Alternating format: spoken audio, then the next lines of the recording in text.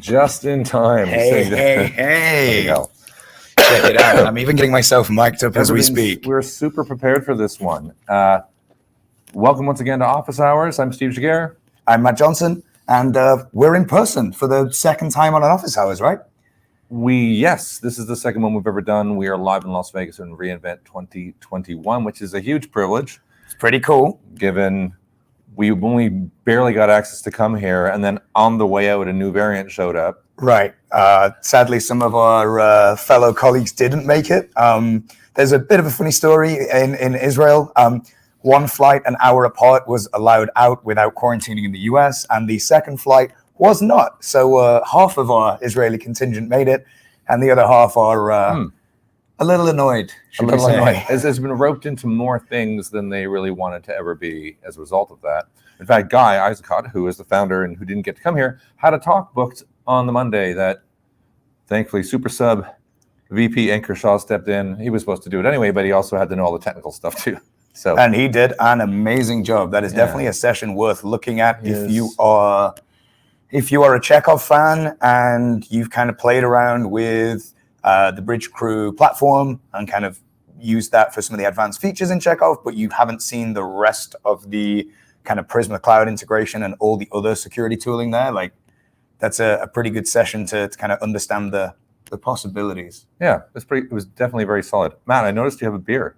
I do have a beer. Thank you very much to Peyton, who is hiding in the background right now, who went and found us some beers. We should probably, before we talk about beers, we should probably talk about where we are. We wanted to do this with atmosphere, showing you that we really were at reInvent and we're not just green screening it. And we wanted to do it somewhere. Okay. We wanted to do it somewhere from the event. But do you want to talk about just how insanely busy it is, even with like the COVID and expecting this to be quiet? There was just nowhere, was there? There was nowhere quiet enough to do something like this. You can't do anything anywhere, and as a result, almost all Wi-Fi and 4G doesn't work. So we had a little bit of a scramble.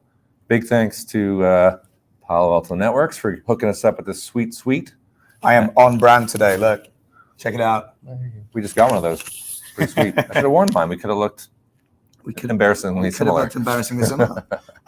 We are in a pretty sweet suite in the Venetian, which they've kindly lent us to do this stream from. So I don't think we've ever sat in such opulent luxury for an Office Hours. I don't think I've ever used the word opulent.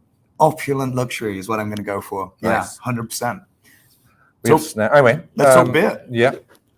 Big thanks to Peyton, the Trustworthy Brewing Company, which has a restaurant and makes their own beer. So nice shot, nice choice. Hazy India Pale Ale, 7.6%. So that'll be game over after this one. Thanks, Peyton. Yeah. 7.4%. Also, the Trustworthy Brewing Company. I feel that's very on message for a security podcast. I like that. Zero trustworthy. Zero Trustworthy Brewing Company. And we are showroom ready. Look at it. Yeah, it's pretty sweet. Cheers. Talking of 7.4 and high percent beers, before we get into the really juicy what's been going on at AWS, do you want to tell the story about the accidental Sierra Nevadas from last night's event? The accidental Sierra Nevada. Oh, no, those are the Lagunitas. Oh, was it the Lagunitas? Yeah, I was ordering. We had another event last night, and I was ordering beer. Well, they asked me, everyone watching this has probably heard of Lagunitas. It's a global IPA, right? Everybody knows what it is. So they had it, so I asked for it. What was I on the third one before I realized it was a variant, and It was a 9% variant. Right. So yeah, you'd been drinking. Started losing the feeling in my face, and it was just it got. You were like, oh, I can have a couple of these, right? Because it escalated quickly. Yeah, it did escalate quickly. I can have a couple of these. It's just the Lagunitas. Yeah. And then he glanced at the bottle after one or two and was like, oh, a 9% double IPA. Yeah, that was a problem. Anyway, very Vegas of me, though. Very Vegas. Very rock and roll. All right. Let's get down to it. So, your experience so far. Have you been to one of these before? Yeah. Right. I've been to one before. I'm just going to mess with my mic here for a sec. Again, I have very not been to one of these before, so I'm a total noob. So I tell you what, let me ask your experience first, because I don't want to dilute it with past versus present. if All this right. is Do it. new to you. Go for it. Do it. You want me to? All right. So it reminds me of KubeCon, but because you have to walk like insane distances. If you don't plan your day right, you end up going Venetian, Caesar's Forum, Venetian, Caesar, which was my first day. So I missed a session. So that was weird. Yeah. I think it would have been smart of me to, I don't know, scope out the map app, because actually the app that you can get for the event has it's clunky, but it has a map. Like I didn't orient myself well. I thought I'd just show up. Right. But that was cool. But I think what you said beforehand, is that most of the good conversations I've had were at like the lunch, right? Like the people at the table who were just talking about, you're going to want to go to this, you want to do this. What do you call it? LobbyCon sometimes? LobbyCon. Yeah, absolutely. The conference behind the conference. I think on the it's like hashtag, conference step goals, isn't it? I think it's a traveling salesman problem. Realistically, you are never, no matter how much you orient yourself, you are never going to not end up walking miles at something like this, because you're never going to have the luxury of all the sessions you want to go to being next to each other or even in the same building. Yeah. And also, even if you want to go and have a chat somewhere with colleagues or do some networking or anything like that, the only places you can really go to, like Starbucks or a bar or something like that, are all the way back towards the hotel, from the expo center. So you're still walking there and back down that corridor. We'll put some stuff up on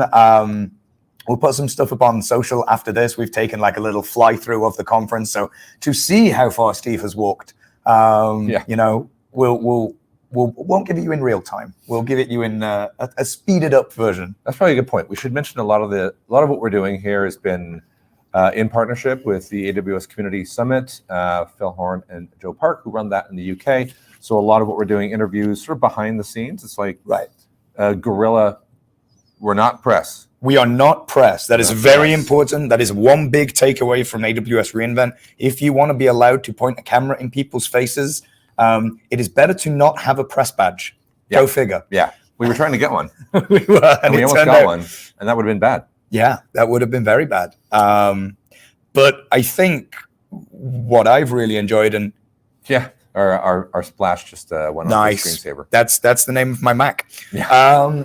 Let's do that. There you go. That's the name of my Mac.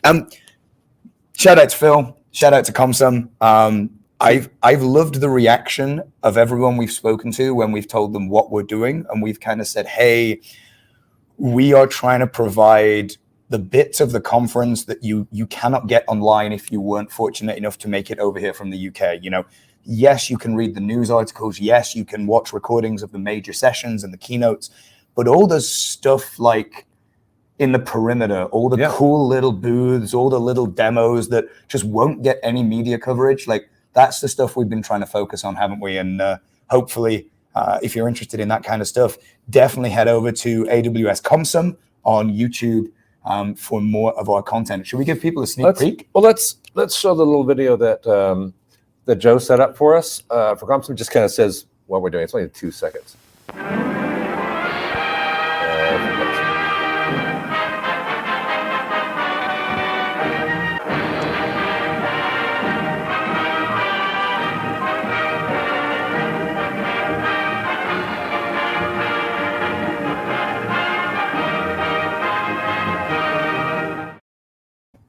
Yeah, he rocks. He does rock. And I have actually brought a waistcoat, so I will don that at some point for one of our interview sessions. When we get our Werner interview. Yeah, that would be cool. We're trying to we have a maybe interview tomorrow as well with Francesca Vasquez, who's the VP of Technology, former head of solution architecture. She basically makes people successful with AWS and probably will have a lot of cool things to say to us if we can squeeze the 10 minutes that she's trying to make for us. So look for that on the AWS Community Summit as well. And we have some amazing questions lined up for her. So I'm really hoping we get to do that because I'm excited about the answers. It'll be pretty sweet. Yeah. All right. So I told you what I thought about it. What's in comparison? Is it smaller? Is it bigger? Is it coveted or what?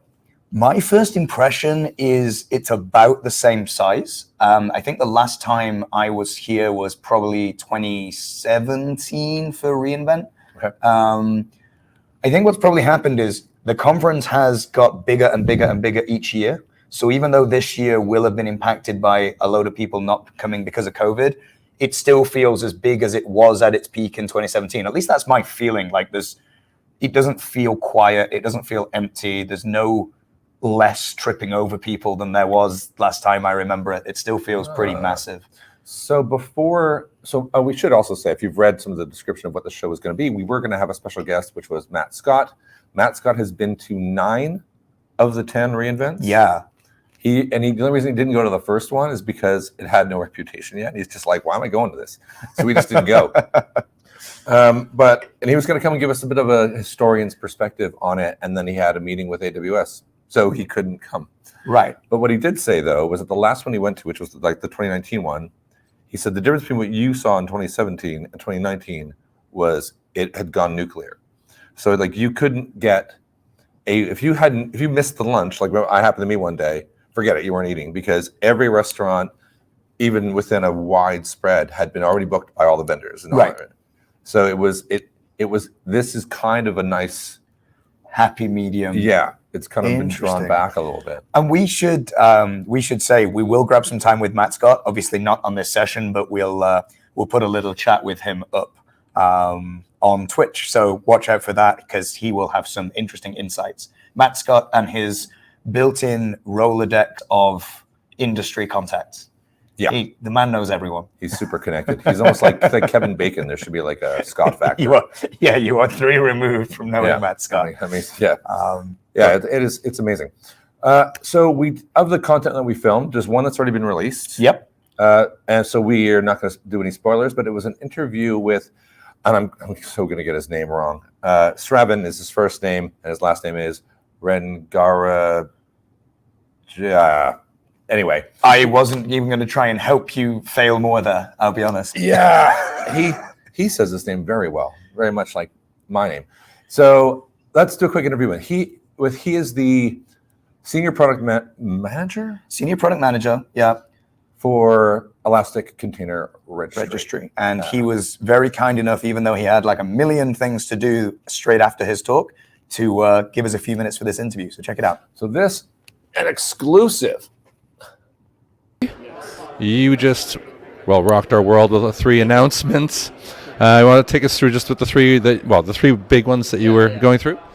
Yeah, so we announced enhanced scanning with Amazon Inspector, so a new vulnerability scanning offering that's built into ECR. So anytime you push an image, you'll get continuous vulnerability scanning of that image, and all of those findings get automatically collected and routed to AWS Security Hub. You can even configure that from multiple accounts at a time through AWS organizations. The second announcement that we made is called ECR Pull-Through Cache, where you can cache images from certain public registries into your private ECR registry, so that you can take advantage of all the benefits ECR has for not only your application images that were already there, but also any public images that you're using.